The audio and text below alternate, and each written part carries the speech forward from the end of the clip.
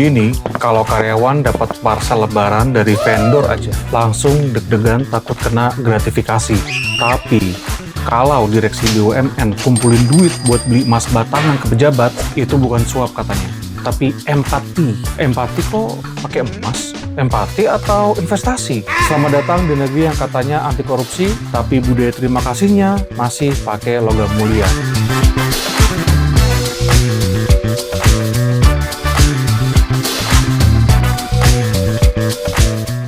So, kasus ini muncul dari PT ASDP Indonesia Ferry.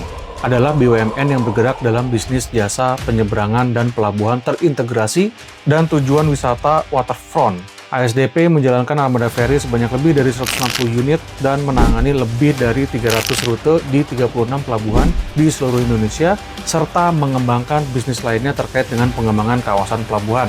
Jadi PT ASDP Indonesia Ferry ini adalah perusahaan milik negara yang tugasnya menghubungkan pulau-pulau. Tapi kali ini yang dihubungkan bukan pulau, melainkan kantong para direksi dengan pejabat Kementerian BUMN. Oh my God!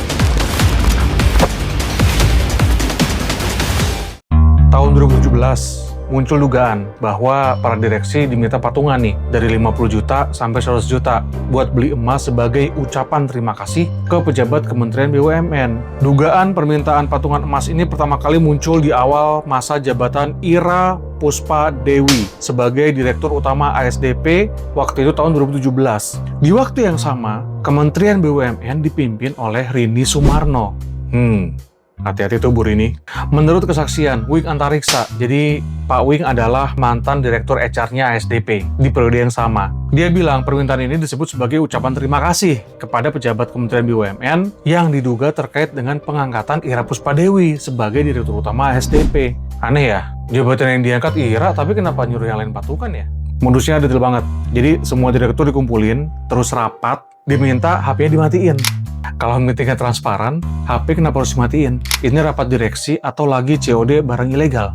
Terus direksinya diminta patungan nih, yang tadi ya 50-100 juta per orang. Nah terus diminta ke Klopsek, Corporate Secretary untuk kasih emasnya ke pejabat di Kementerian BUMN. Sampai dengan berita ini dikeluarkan, kita masih belum tahu ya pejabat di Kementerian BUMN itu siapa. Jadi kayak, ayo semua patungan, bocap 4 juta, misinya berapa dah? Oh, boleh gue punya duit, yaudah lu deh yang kirim emasnya ya. gitu. Sebenarnya ya, ini mengindikasikan adanya kesadaran akan sifat ilegal atas tindakan tersebut, sehingga perlu disembunyikan atau dibagi bebannya. Jadi kan kalau dananya dikumpulin nih dari beberapa pihak, jejaknya menjadi lebih sulit dilacak ke satu sumber dan tanggung jawab individu menjadi lebih kabur.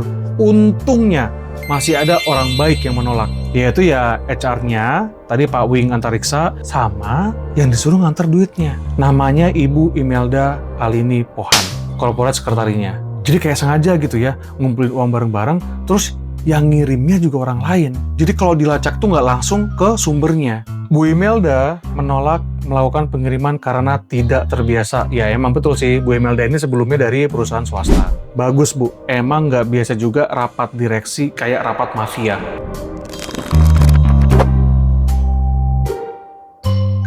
Pembelaan dari pihak kuasa hukum bilang bahwa pemberian emas ini bukanlah gratifikasi, tapi ini bentuk empati atau kemanusiaan, karena katanya si pejabat sedang sakit parah. Serius, orang sakit tuh biasanya dikasih buah, vitamin, nah paling mewah dikasih karangan bunga lah. Tapi ini dikasih emas batangan. Atau yang sakit bukan badannya, tapi rekeningnya.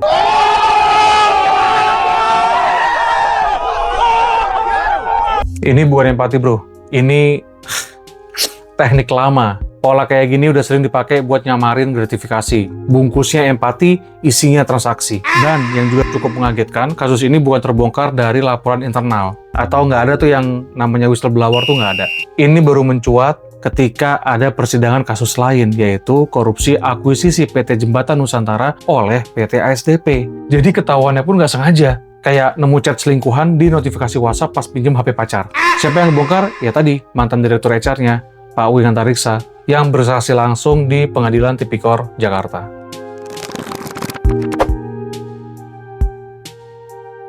Kalau yang kasih-kasih emas ini dilakukan sama karyawan biasa, udah pasti.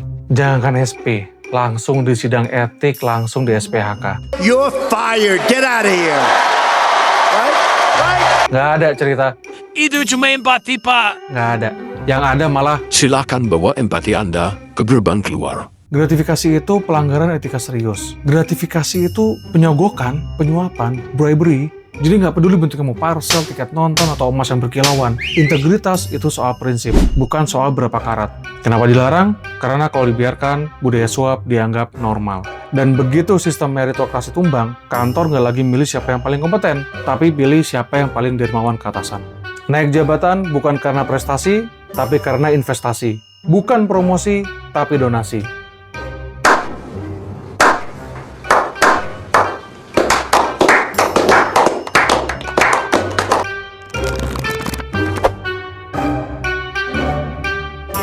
Melawan gratifikasi itu nggak cukup cuma dengan bikin aturan terus pajang di dinding kantor kayak piagam RT.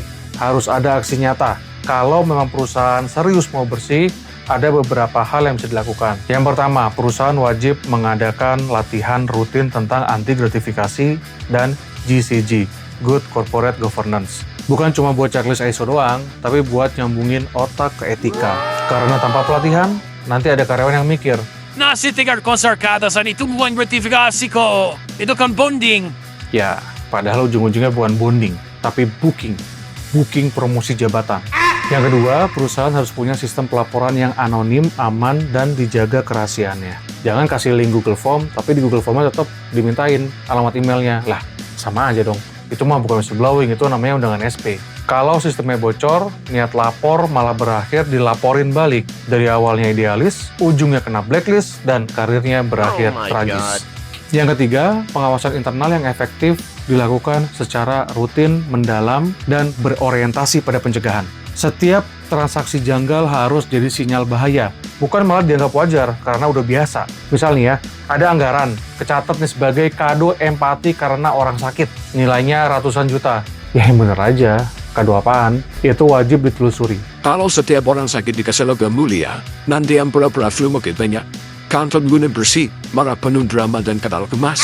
Sama yang terakhir, pemimpin bukan cuma jago ngomong soal integritas waktu town hall, tapi juga mampu bilang enggak ketika godaan datang dibungkus rapi. Ya, entahlah, bisa jadi bentuknya hadiah pribadi, tanda terima kasih, disertai dengan kalimat favorit pejabat Indonesia. Itu hanya bentuk simpati karena beliau sedang sakit. Budaya organisasi itu turun dari atas ke bawah, bukan sebaliknya. Jadi kalau bosnya bilang, Wow, makasih ya. Nanti saya masukin ke laporan empati ya. sambil senyum manis, sambil menerima amplop atau bingkisan mahal. Itu bukan pembentukan budaya. Ya, pembentukan sih, tapi budaya yang kotor.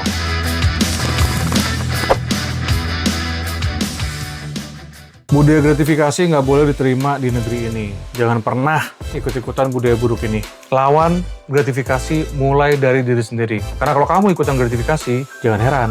Suatu hari, kamu terima kasus, bukan terima kasih. Oke, di video kali ini terlalu banyak punnya, jadi ya agak cringy nggak apa ya. Like video ini kalau kamu setuju, komen pengalaman kamu soal gratifikasi, dan subscribe untuk mendukung saya meneruskan membuat konten seperti ini. Konten ini saya produce setiap minggu. Sampai jumpa di video berikutnya, tetap bersih tanpa gratifikasi. Peace.